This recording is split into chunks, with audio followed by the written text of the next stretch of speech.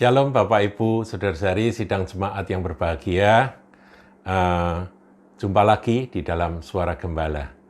Kali ini saudara saya akan berbicara tentang bersukacita di dalam Tuhan. Nah saudara, rupa-rupanya dari sekian banyak perintah-perintah firman Tuhan, salah satunya adalah perintah untuk bersukacita senantiasa di dalam Tuhan. Nah, itu dapat kita temukan di dalam Filipi 4 ayat yang keempat. Saya bacakan, saudaraku. Bersukacitalah senantiasa dalam Tuhan. Sekali lagi, kukatakan bersukacitalah. Nah, saudara, di sini Rasul Paulus menuliskan, tentunya dengan ilham roh dia menuliskan akan ayat ini. Nah, bagi kita, orang Kristen, anak-anak Tuhan, kita perlu ngerti, saudara. Ada dua hal yang membuat kita sebagai anak-anak Tuhan tidak bisa bersukacita di dalam Tuhan. Nah, kita harus hindari dua ini ya. Kita harus bereskan dua hal ini. Yang pertama adalah beban dosa. Yang kedua adalah beban kekhawatiran. Ya, kekhawatiran bukan dosa, tetapi bisa menghalangi akan sukacita di dalam Tuhan yang mestinya kita bisa nikmati setiap waktu. Nah, saudara, kalau orang Kristen, dia masih menyimpan dosa, masih hidup di dalam dosa, belum membereskan akan masalah dosa yang ada di dalam hidupnya, maka dia nggak akan bisa bersukacita di dalam Tuhan. Mungkin dia bisa bersukacita dalam hal-hal yang lain. Ini perlu kita garis bawahi, bersukacita di dalam Tuhan. Itu jenis sukacita yang beda, saudara, dengan sukacita yang lain-lainnya. Kita bisa sukacita macam-macam, saudara. Ketika bisnis berhasil, kita tahu deal untung besar, begitu ada sukacita. Tapi bukan itu yang dimaksud dengan sukacita di dalam Tuhan. Sukacita di dalam Tuhan itu adalah sesuatu yang kudus, mulia, dan sifatnya itu rohani dan berasal dari sorga. Beda sekali. Satu sukacita yang murni, satu sukacita yang bahkan mengatasi akan segala masalah yang ada di atas muka bumi ini. Saudara, orang bersukacita di dalam Tuhan itu bukan berarti dia tidak pernah lagi kena masalah, ya, masalah pekerjaan, masalah keuangan, masalah kesehatan tubuh, masalah ya hubungan orang tua dan anak dan sebagainya. Ini tetap ada, saudara, selama kita menjalani hidup di atas muka bumi ini, yang namanya persoalan itu tetap ada. Apa saja jenisnya, macamnya apa, itu tetap ada. Tetapi yang namanya sukacita di dalam Tuhan itu bisa melampaui itu semua. Nah, itu yang dikatakan oleh Rasul Paulus, bersukacitalah senantiasa dalam Tuhan. Nah, sukacita yang semacam ini akan menjadi kekuatan kita. Tapi tadi saya katakan bahwa yang membuat kita nggak bisa bersukacita di dalam Tuhan itu adalah yang pertama adanya dosa. Beban dosa membuat kita nggak bisa bersukacita. Tapi begitu saudara membereskan masalah dosa, maka sukacita dalam Tuhan itu akan kembali. Akan kembali saudara nikmati, kembali saudara rasakan. Namun masih ada satu lagi, yaitu beban kekhawatiran. Orang sudah beres masalah dosa, tapi kalau dia tidak mengatasi masalah kekhawatiran, maka sukacitanya nggak bisa penuh. Ada sukacita di dalam Tuhan, tapi nggak bisa melimpah, nggak bisa full, karena digerogoti dengan kekhawatiran. Sebab itu, saudaraku, firman Tuhan selalu mengingatkan kita bahwa kita ini harus menyerahkan segala kekhawatiran kita kepada Dia, karena Dialah yang memelihara kita. Supaya apa? Supaya kita bisa menjalani akan kehidupan sesuai dengan perintah Tuhan dalam Filipi 4 ayat 4 ini. Yaitu kita bisa bersukacita senantiasa dalam Tuhan. Sekali lagi saya ingatkan saudaraku, sukacita di dalam Tuhan itu bukan sukacita di dalam hal-hal yang lain. Ada sukacita dalam hal-hal yang lain, tapi bukan itu. Nah, kita perlu belajar untuk tetap bersukacita senantiasa di dalam Tuhan. Kemudian dikatakan apa, saudara? Sekali lagi kukatakan bersukacitalah.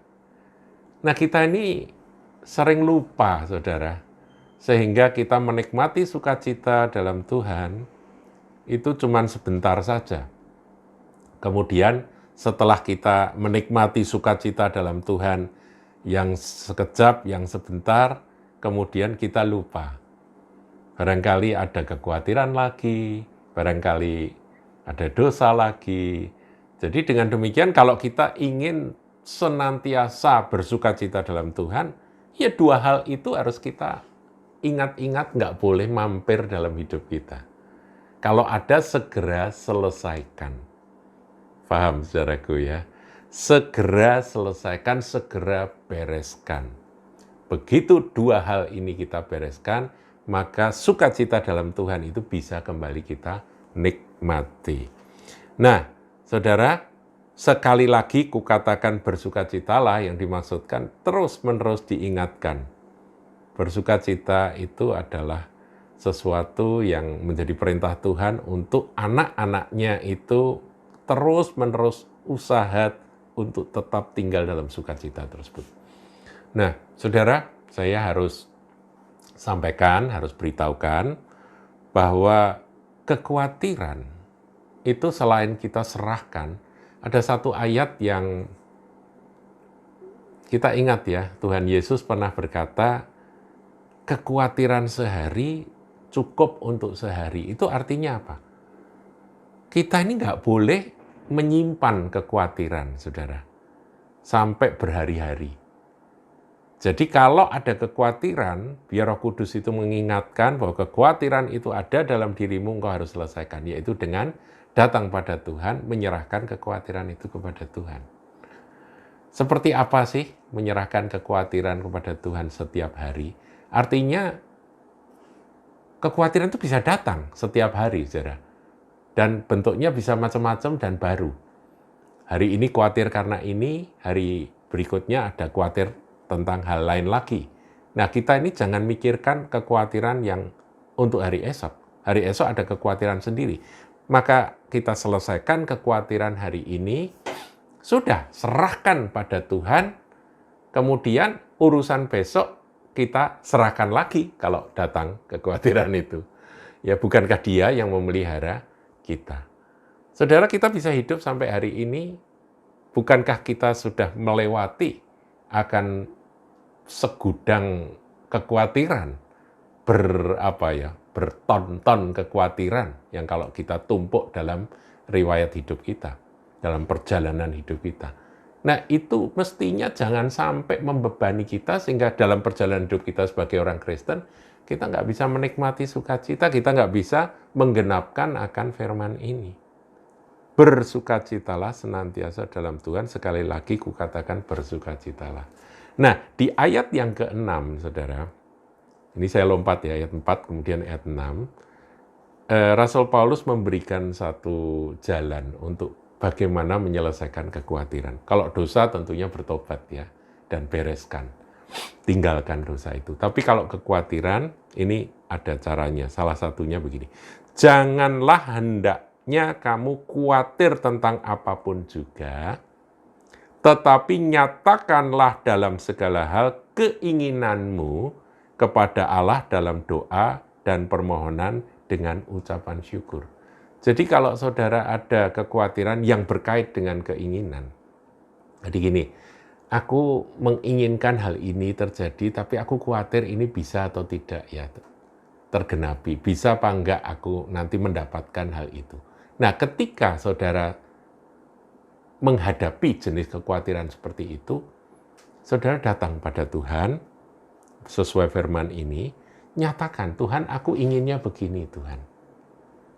Dan aku berdoa dengan permohonan, dan aku mengucap syukur bahwa karena aku percaya Engkau itu memelihara aku dan Engkau itu jauh lebih berhikmat dari aku. Keinginanku aku sampaikan, aku nyatakan kepadamu. Dan aku mengucap syukur karena aku percaya bahwa Engkau baik dan Engkau akan memelihara aku selama-lamanya. Nah, ketika saudara demikian, maka kekhawatiran itu akan hilang karena kita telah menyerahkannya kepada Tuhan. Jadi dua hal ini perlu kita sadari, itu akan selalu ada, yaitu dosa dan kekhawatiran yang mencuri akan sukacita di dalam Tuhan. Tuhan Yesus memberkati.